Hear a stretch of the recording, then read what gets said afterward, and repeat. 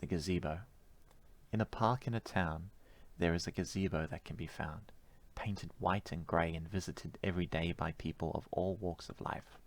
I, Taylor, was one of them, and it was a place where lives could start again. Sadly, though, this is the last place I remember, the one where my life came to an end. I don't remember the details, just recounting them hurts.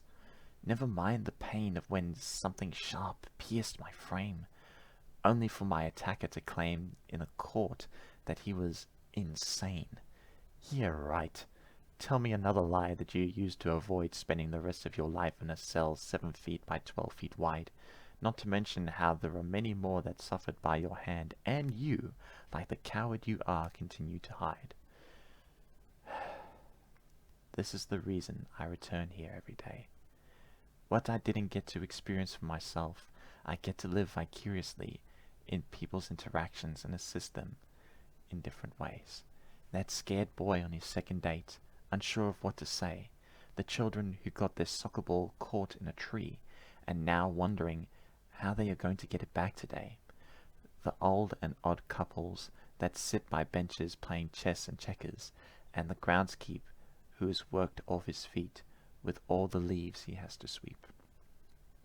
This new power I found took me weeks to perfect, but in the end, it was very much worth it.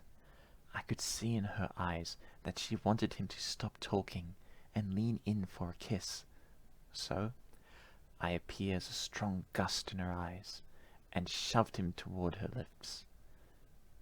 The surprise in his face and hers took them from boredom to bliss.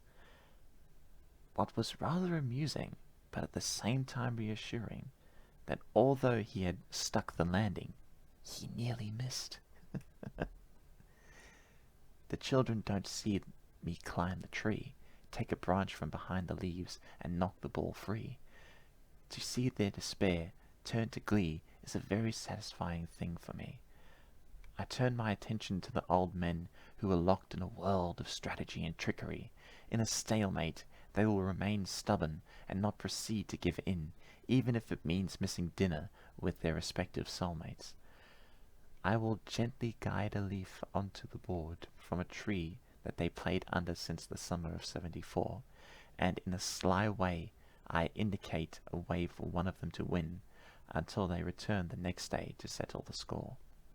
Finally, the groundskeeper, who works so hard and sees no joy, hoping to work enough hours to earn enough money to buy his son a toy. I help swirl the leaves in a small chamber of air around him and float them into his wagon. The time he gets to spend with his family brings me much joy, and to him when the pages of his catalogue flip open, making feeble guesses to how he could afford to spend time with his son and not rake leaves for his manager, Gavin. Today is one of my favorites. The groundskeeper laid chairs and the whole town was there. That lucky couple that met what felt like yesterday, today tie the knot and use the gazebo as their altar and stage. I stand by the side, silently smile, with my hands in my pockets and a tear in my eye.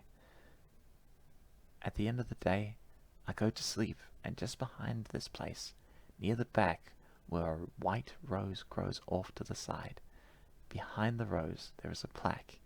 In small letters it reads, "In loving memory of Taylor, may you always rest in peace." I know this could prompt you to cry, but please don't feel pain for me when you realize that I died. Protect the ones you love, and those you don't know, so that one day they will have a better ending, rather than have to face the end of the road. If you are scared or alone, come sit by this gazebo, listen to the breeze, and you will hear me say, "You are home."